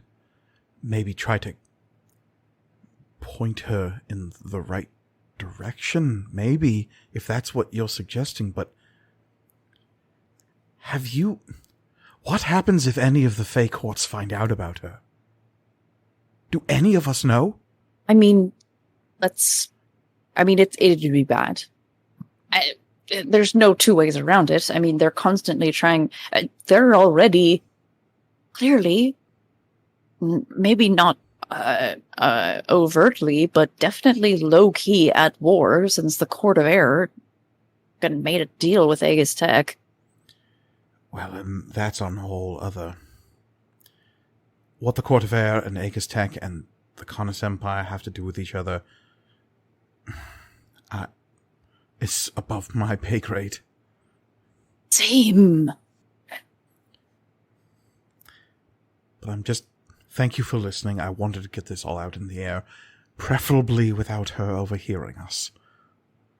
That's understandable. That would be a big conversation to have about, not everyone's going to like you all the time. And I don't know what would happen if we suddenly presented our guest with an existential crisis. Yeah, definitely trying to keep those at a minimum. You or I start worrying about our place in the universe. We go sit in our rooms and stare at a wall for 3 hours. Mara does it. She might go sit in her room for a few hours, and who knows what that does to the ship. You can see why I've been a little keyed up about this. Yeah. I trust you, so if what you're doing you think is for the best, thank you for listening to my concerns. Of course. I mean, anytime. And if you have a moment, maybe tell all of this to Oswald specifically, and Florian maybe, because I don't know if they are treating Mara with the deference, caution she deserves. If we treat her like a child, and she's not, this could end very badly for all of us. I will, yes, find a way to have us have that conversation. Thank you. I would do it myself, but honestly, Oswald creeps me out a little bit. Yeah, he has that effect on very nearly everyone. Especially compared to apparently his sister? Oh yeah, do you not follow her on what is the social media Sprite. called? Sprite. Do you not follow her on There's Sprite, there's VidPop, there's a few of them. Okay. She's a big I follow her VidPop star. Yeah, I follow her on VidPop, and she doesn't post as much on Sprite, but like still intermittently. It's like really good stuff. And Carl will say, no, actually, I was more confused when he introduced himself the first time, because that is not the Oswald Octavian Theophilus I was used to seeing. Yeah, right? It's so, okay, it's really, man, talk about a complicated family situation, am I right? And like, fade out. Transition to Oswald. Yeah, I think he has been spending quite a lot of time in his room, having his own existential crisis, staring at a wall. Eventually, you have to leave your room. Hopefully. Yeah, there's, using a restroom and getting more beverages. So, these are all important things to do. So, I would imagine on one of his excursions out, he probably doesn't necessarily... Well, actually, he's probably getting tired of being stuck with himself for a little bit, and I think he needs to stop thinking about himself and instead learn about somebody else that he doesn't know very well. He doesn't know Vesnes very well. He seeks out Vesnes. Okay. It is now much later at night on this world. Approximately like a little over 12 hours have passed since your escape from Seawell. And yeah. So Shay is nearing completion of the cradle for the Formian generator. Kala's off finishing off the last touches on some, let us call it enthusiastic aether tech engineering. Piggybacking onto some corporate signals. And Florian is figuring out the best way to annihilate a helmet. Oh no, he's back on reading, so you think you might be space mad. And it's the cover of that book is someone like staring down at their own hand, trying to keep it away from their face, a la Evil Dead 2. Oh man, I love that. I love that movie. Am I gonna have to cut off my own hand and replace it with a chainsaw? Oh no! Oh no! I already did that.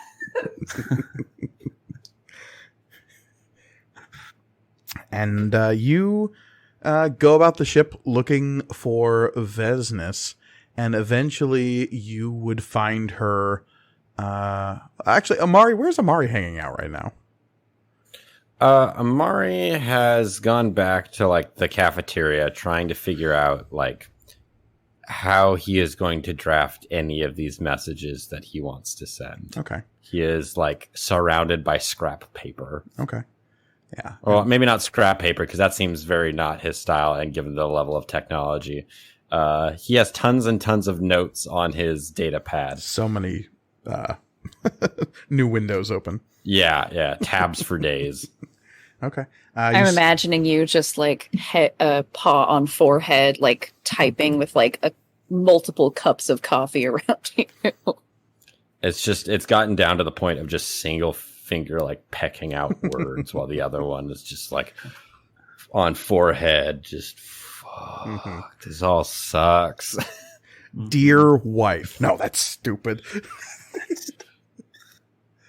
Dearest wife. No. No, she knows she's my wife. God. Hey, you. Just he erases all of it and just you up. Spends like 3 hours trying to write the opening line. Crafting the perfect text message. You scramble past all of that, Oswald, and eventually you find your way up to the bridge, is where you end up finding Vesnes. She is sitting over at the navigation console that would be used to like navigate the star charts, and she seems to be interacting with the atlas, essentially. I glance over him when you come in. Oh, hello. Sorry to interrupt. No interruption. Oh, excellent. I just had a realization 15 seconds ago that you and I have not had much of a discussion and gotten to know each other. So I figured I'd bring a beverage that you could try or not. Nobody else seems to like any of the beverages I provide. And we could chat for a bit, if you don't mind. I would not say no to a beverage. Oh, excellent. This is known as, well, I'm sure you've heard me talk about it. I talk about it a lot. It's called 12 Loco. It's a beverage made by Vorpal Corp. It is not a lot of, well, it's actually quite popular. It's just a lot of people don't like it. I don't know. I like it. I've been drinking it for most of my life. Here, you should try it. If you don't like it, I'll have it. She will take it from you and glance at it. It's like, oh, there are cases of this in the cargo bay. I was not sure what it was. Yes, those are mine. Those are a beverage. You can have some if you'd like. We'll need to eventually stock up at some point, but we'll deal with that problem when it surfaces. Hopefully not. She will shrug and say, honestly, I thought it was a coolant of some kind, and she will crack open the can and toss back a slurp of it. It's been used for that on occasion, in a pinch. She will like smack her lips a little bit, tasting it and like savoring the bouquet. Yes. She will then like kind of do the De Niro, like nod and shrug and go, it's not bad. And she'll take another slug of it. That's what I've been saying. Everybody else doesn't understand. They won't even try it. Well, let's be honest, the smell's not great, but the flavor really is something. And she'll like a bit sniff it and goes, doesn't smell that bad to me. Well, excellent. Very, yes, it's... Reminds me of... Oh, you know what it reminds me of? It reminds me of the water reclamation room back on Novkogrin at our sept. It was... It's one of the warmer rooms, very humid in there. So you go there sometimes when during the seasons in which the magma is cooling. If you want to get warm, you go to the evaporation chambers where it is very humid. That's what the smell is like. The smell reminds you of the just the air in that room. Is that what you're saying? Yes, it is where the water condenses so that we do not waste any moisture, and we can also grow certain lichens in the room that are very beneficial for medicines. Oh, interesting. That is very interesting. How long has it been since you've been on your home planet? Oh, cycles. Cycles. Do you miss it? Sometimes. Do you miss your home world? We don't need to get into that. I think that... You're originally from Vanikel? Yes. Oh. Yes. It is not so unusual for a cog to be from Novkogrin. There are not many cogrish worlds out there, but I know for you other species, sometimes you're not traditionally from your point of origin. Yes, well, Septimus always found it important to be from the original source. He's like that in a lot of ways. Oh, I do not know who that is. It is the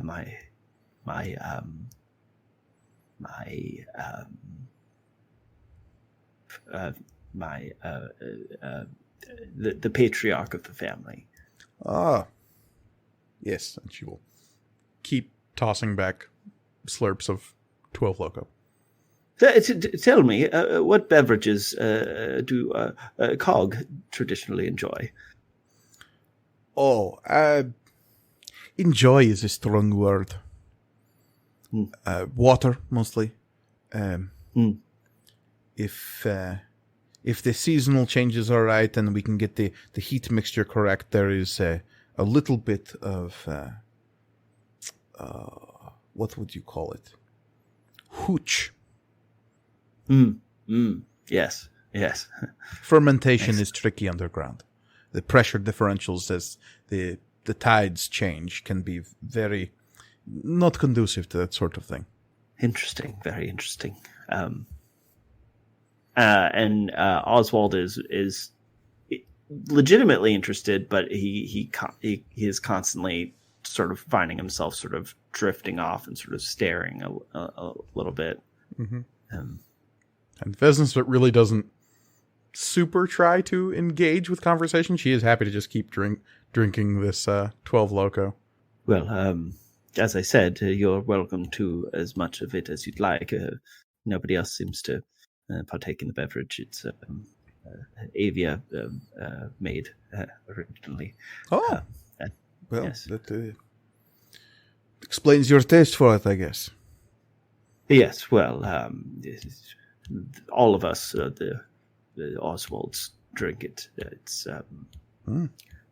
it was well, we didn't really have much of a choice, so yes. But, I understand that. Not having much of a choice. That is, yes. Yes. Yes, a lot of not. What do you mean by that specifically? Oh, well, you know, I'm a cog. Oh, yes, of course, yes, of course, yes. Silly me, I should have known that. You'd have no idea what I'm talking about, do you? I'm assuming it has to do with having to... Well, it's not fully legal for you to be off your planet, if I'm not mistaken. Do you know why?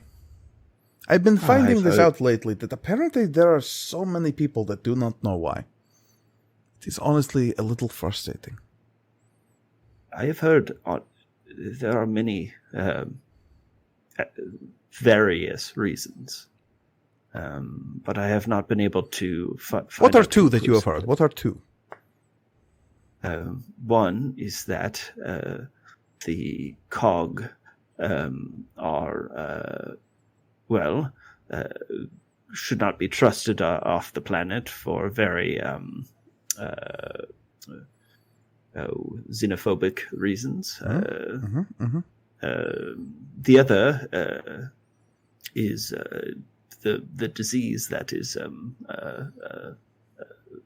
likely with your species. Those are the main two. Obviously, there's all sorts of crazy things out there, explanations. God, you should hear some of the stories that Florian's younger sibling sends out onto the metanet. I'm sure I have heard some of them. Yes. But, it's technically speaking, it is the second one. There's still a quarantine on my people because of Yes. the disease, which of course you do not know the name of because no one does. Yes. If I'm not mistaken, let's see here. And he goes through his notes here. He's like scrolling through it. No, it's fine. It is called Vendrox disease. Vendrox disease, thank you. Vendrox disease. And he's making a note in his system here. Disease. Yes, it's not. I just make it a habit of knowing as much as I can. There's a lot, obviously, to know, but yes. It's just, and it's becoming clearer to you now that like she's kind of leaning back in the chair. She's got one arm up. She's still like swinging, and there's this kind of like flush to her cheeks. Like, you don't know if she knew that this was alcoholic. Oh, but she is definitely like loosening up a little bit, I guess is what I'm saying you're observing here.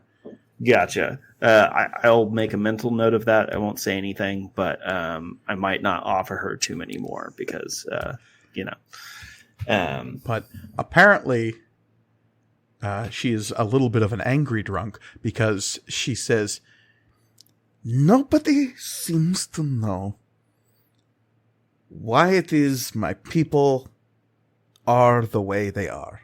Stuck, quarantined, made to be illegal immigrants no matter where we go. Yes. Well, they should, right? People should know about it. I would think the whole galaxy would know if the fact that they're keeping us out, keeping us on our home planet. Yeah? Yes. Yeah. It's not even our home planet. You know that, right? It's Nov Kogrin. It's New Kogrin. That's not our original homeworld. Oh, this is interesting. And he starts making some notes here. Do you know what happened to our original homeworld? No. Of course you don't. Nobody does. Because it's the same thing that just happened to Minos. Oh. No one seems to remember that. Everyone right now is all, Minos got turned into glass. Oh, the Dominion, it got all the people killed. They did the same thing to the cog. And I'm sure they've done it to others before, and they'll do it again. Not anymore, they won't. The Empire saw to that. You don't think the Empire will wipe out it? Oh, I'm sure they will. I'm sure they already are. Who knows? Who cares? Well, how about this? On the archive right now, there are, as I said, competing stories about the cog. There are, as I said, different opinions from people who are not cog, and frankly, I wouldn't be surprised if they didn't even know any cog. It is rare to meet your kind. I could help get the right information out. With your permission and with your help, I could update that information and make it more available to people. And she like gets a little, and you can hear now the kind of crinkle of the can. You can tell she finished off the can of 12 Loco. Yes. And she goes, no. No? I shouldn't. No. What is your reservation? This is the mechs don't want me to. They will get very mad. They will get mad. The mechs, the mechs. You would call priests, maybe. Oh, okay, yes. Or lawyers, or no. For Avia, that is the closest thing. Yes. Okay. Is bosses? They yes. No, they would not want. That would be bad. Thank you, though. Of course, yes. Well, if you ever, it's just frustrating, you know. Yes, of course. Yes. It's we're not allowed to tell people what we're about, so they just make stuff up. Yes. And then we can't say anything. Yes. But it's all part of the great working, so we can't. Anyway. This drink is very good. Can I have another one? Well, let me be perfectly frank, and I probably should have. You are Oswald. I am Oswald, thank goodness. I don't know who's Frank. Well, off the top of my head, I've met a few, and they're fine. But what, to be perfectly honest, is the word I was searching for. This drink has, so you don't have a lot of alcohol? You're not very how experienced are you with alcoholic beverages? Me? No, I never drink alcohol. Are you... Prospectors should not drink alcohol. That's very clear. Okay, yes. I'm nodding. And we are going to have... I think this one is the one you will have. I've often been told that if you have more than one, you'll get very, very, very, very sick. And that's not even a lie. Oh. Okay, well, but I can have another one later? Yes, of course, yes. Well, you just need to pace yourself, is what I've been told. No, I've been told that too. Slow and steady wins the... No, I know what you're thinking. It's slow and steady wins the war. It's like is that what it was? I was going to say limbo contest. It might be a cultural thing. It might be. I'm very good at limbo contests. I don't even know what that is. It's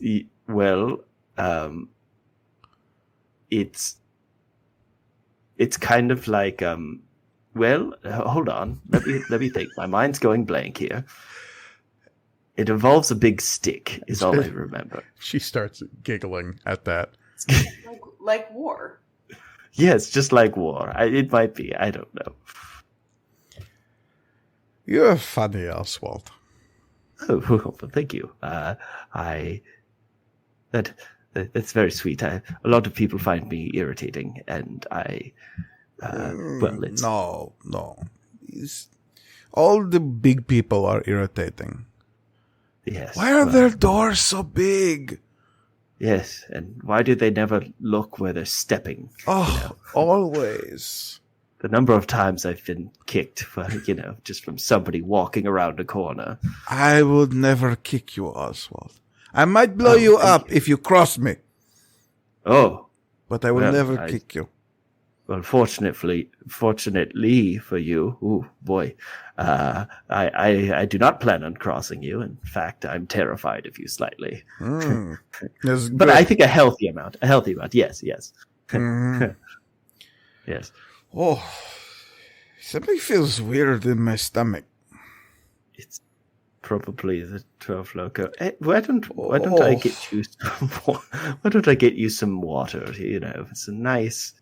Why does it feel like that? It does. See, there's a little. You get used to it.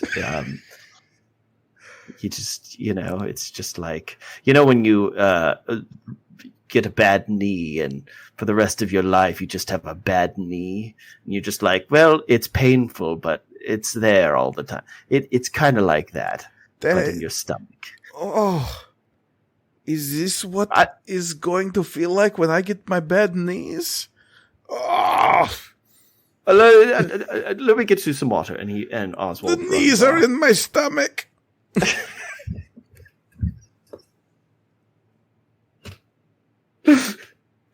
Oswald runs and grabs some water for Vesnes.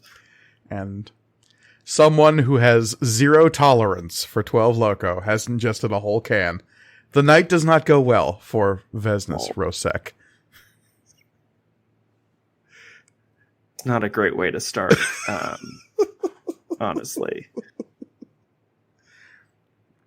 By the It's a drink time that's rough for most alcoholics.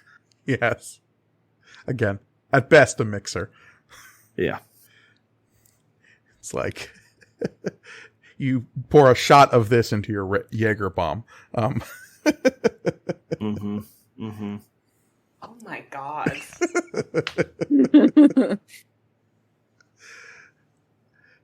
As the next day turns, there is a time for all of you to find rest and some relaxation.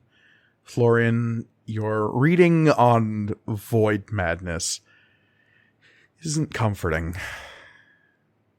They say if you're already hearing voices, seek professional help. Or make sure that you're secure somewhere during future trips through the void. Okay, like a werewolf. That's what I said. Asterix, like a werewolf. Wrote this book.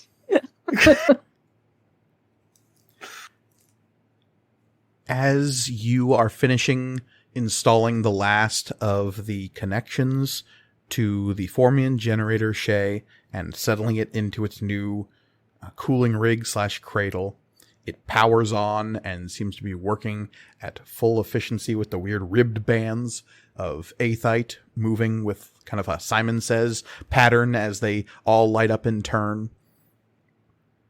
And Mara will say to you, "Oh, that's quite excellent. Would you like me to integrate with this system as well?"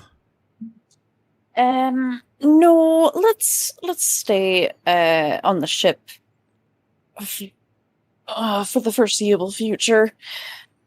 Let's just sort of leave this one for a little bit. I want to get it used to using it. Ah, very well. Thank you for offering, though. And for asking. Asking for permission is always good. I'm trying it out. I crave new experiences, and permission is a new one. Perfect. Amari, you are told that your piggyback messages are...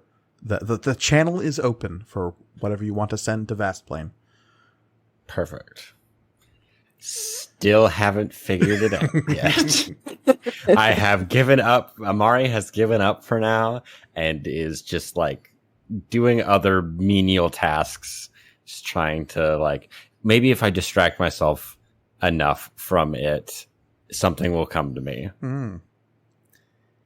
A tactical retreat. That's what this is. We're not retreating. We're advancing towards future victory. Like Fabian. Mm. As maybe if she messages you first, you win the conversation. She did message him first. Yeah. Several times. But that's what Fabian did, so you keep retreating until... Well, maybe it's like, recycling. If I keep backing up, I'll wind up at the starting point, and it'll just, the whole problem will be solved. Is that how recycling works? It just keeps going over and over. I was thinking more of like Ouroboros and specifically the symbol for recycling. Not recycling itself, just the symbol. Okay. Got it. Right. Uh-huh. Yeah, oh god, Beer will fix this. Okay, cool. And yeah, you have all got what you need off of Brodogontu, and what the next phase of your journey is. You know that there is people waiting for you on a nearish world called Nearend. And you know that a message to Mr. Zinn is all it's going to take to figure out what the next step is to getting to this mysterious Archproctor, whatever that is. But exactly where you're headed next, I think we'll have to wait until next time. Because as always, you can find us online at MatcomRPG on Twitter and Instagram. You can also email us at materialcomponentsrpg@gmail.com. We always love hearing from all of our listeners. You can find me on Twitter at CryOutOlivia. I am always there, talking about D&D and other RPGs, and also just a lot of other nerd stuff. So come hang out. You can find me on Twitter at Elliot C. Lewis. I'm an illustrator and graphic designer, doing a lot of tabletop RPG and other fan art. You can also support me on Patreon and Ko-fi. Links to both of those are in my Twitter profile. You can find me at The Readamus on Instagram and Twitter, where I post jokes and lots of photos of nature, so come check it out. And you cannot find me on social media, but what you can do is support our show by rating and reviewing it on whatever platform you're listening to it on. Please, please, please do so. Indeed, and finally, you can find me personally on Twitter and Instagram at MKGorgoni, where I'm always happy to talk about all things material components. But as always, the world is chaos, so please, be kind to each other. Goodbye, everybody. Goodbye. Bye. Goodbye. Bye.